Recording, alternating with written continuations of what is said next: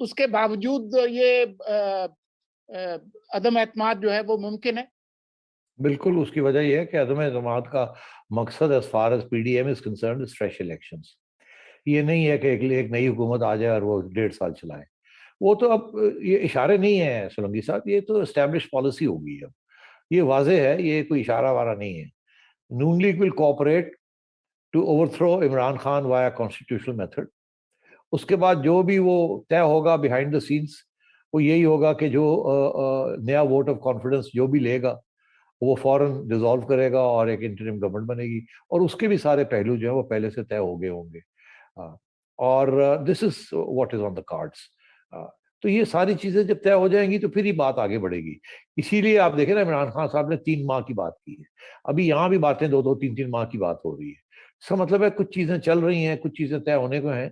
मेरा ये मौकफ है कि ये हो जाएंगी। अच्छा, मैं अब जाते जाते कह दूं कि एक नया इशारा भी आना शुरू हो गया है। इशारा नहीं, शक। क्योंकि जब भी इमरान खान साहब किसी तकलीफ में होते हैं तो एस्टैब्लिशमेंट उनको बेल आउट कर देती है। अभी हाल ही में आपने देखा, उनको फिर बेल आउट कर दिया गया on the joint joint houses. Session हालांकि में। उनके पास वोट शोट नहीं था, तो जॉइंट सेशन में उनको बेल आउट कर दिया। अच्छा, तो इसलिए मैं समझता हूँ कि कुछ लोग ये भी कह रहे हैं कि एस्टैब्लिशमेंट गेम्स खेल रही है। एक्चुअली इस्टेब्लिशमेंट का ये फैसला है कि कोई हमने ऑप्शन इख्तियार नहीं करना, नून लीग को टांगना है, साथ साथ चलाना है, ताकि वो जो डायरेक्ट अटैक आ रही थी इस्टेब्लिशमेंट के ऊपर वो ना आए, और थोड़ा सा खींच के रखें हम इनको और चलाएं। और इमरान खान को भी मुतमईन रखें कि देखें ये हमारे टैक्टिक्स हैं, हम आपको नहीं हिलाएंगे, मगर हमें थोड़ा बहुत गेम प्लेइंग करनी पड़ रही है, और उसकी वजह से अब आप रिलैक्स करें, आप अपना काम करें जो आपने काम करना है, और हम डील कर लेंगे, और अभी कोई फिक्र की बात नहीं है। और ये कि इस्टेब्लिशमेंट चाहेगी कि ये सितंबर नवंबर तक ये खाता ऐसे ही चले, और उसके बाद ऐसी तब्दीलियां आ जाएं inside the establishment with the approval of Imran Khan, कि जो लोग जा रहे हैं उनके तहफ़्फ़ुज़ हो जाए और जो लोग आ रहे हैं वो सिक्योर हो जाए। एंड ये सिलसिला चले अंटिल द नेक्स्ट इलेक्शंस, और फिर आगे देखा जाए, जो नई टीम आएगी वो देख लेगी। इस किस्म की बातें हो रही हैं कि यहाँ डबल क्रॉसिंग की भी, गेम अपॉन गेम भी हो रही है। अब बात यह है कि ये कब तक ये गेम अपॉन गेम चलेगी। ये मेरे ज़हन में तो ये है कि कब कब पीडीएम वाले जो हैं, ऑपोजिशन वाले जो हैं, वो ये फैसला करेंगे कि इस्टेब्लिशमेंट सिंसियर है उनके साथ या इनसिंसियर है, सिंसियर नहीं है। अगर उन्होंने ये फैसला किया कि सिंसियर नहीं है, तो फिर उनका रवैया बदल जाएगा इस्टेब्लिशमेंट की तरफ, और वो तनकीदी जायजा फिर शुरू हो जाएगा जैसे पहले था। और इस दफा नो होल्ड्स बार्ड होगा, बिकॉज वंस बिटन ट्वाइस शाय वाली बात है। यहाँ मौलाना के साथ तो एक आदमी एक आध हाथ हो चुका है, शहबाज शरीफ साहब का भी एक हाथ हो चुका है।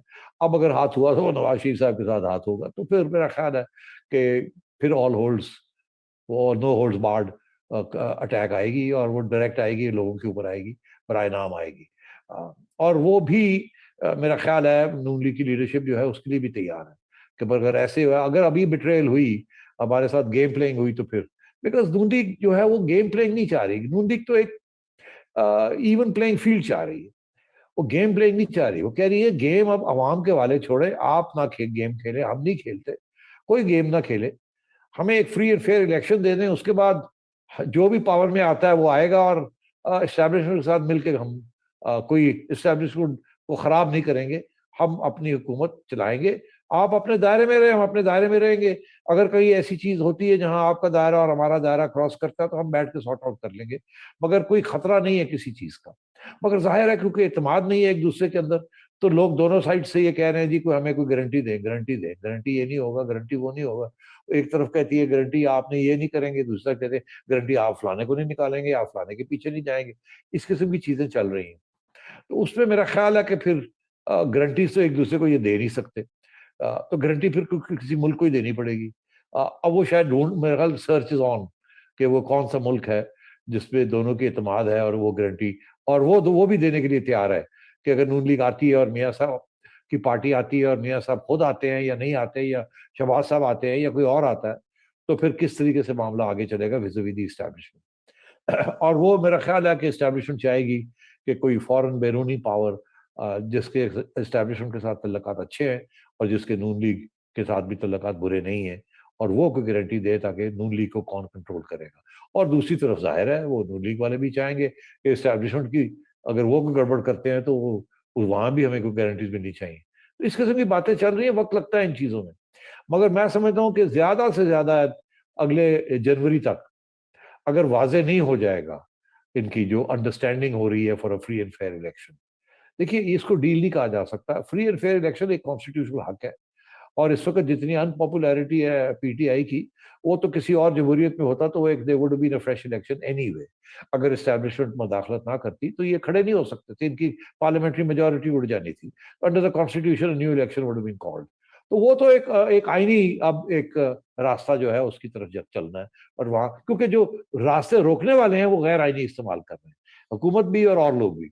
तो वो अगर गैर आईनी इस्तेमाल रास्ते इस्तेमाल ब्लॉक करने के रोक दें तो एक आईनी सिलसिला चल पड़े तो देयर इज नो इश्यू।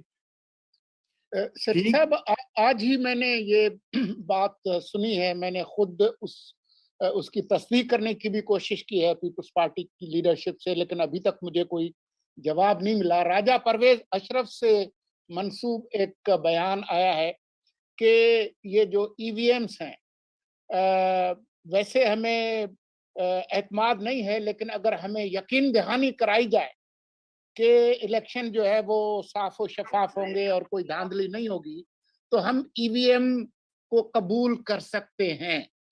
अब इससे पहले तक बिलावल और दूसरी टॉप लीडरशिप तो खुलम खुला कहती रही है कि जी ये सिस्टम जो है ये धांधली के लिए किया गया है। बल्कि जरदारी साहब ने तो खुद कहा कि ये मशीनें लाई तो जा रही हैं, लेकिन इमरान खान को फायदा नहीं होगा, किसी और को होगा। तो क्या पीपल्स पार्टी अगर ईवीएम पर यकीन दहानियां कबूल कर लेती है, तो वो किसकी यकीन दहानियां होंगी? इमरान खान की होंगी या किसी और की होंगी? देखिए सलगी साहब, बात बड़ी सीधी सी है। अगर ये तय हो गया है, जो कि मैं समझता हूँ पीपल्स पार्टी भी समझ रही है और नून लीग भी समझ रही है और आप भी समझ रहे हैं और हम भी समझ रहे हैं कि इमरान खान साहब की हुकूमत जा रही है, और अगली बात है कि कौन सी हुकूमत आ रही है, कितने अरसे के लिए आ रही है, क्या उसका एजेंडा होगा।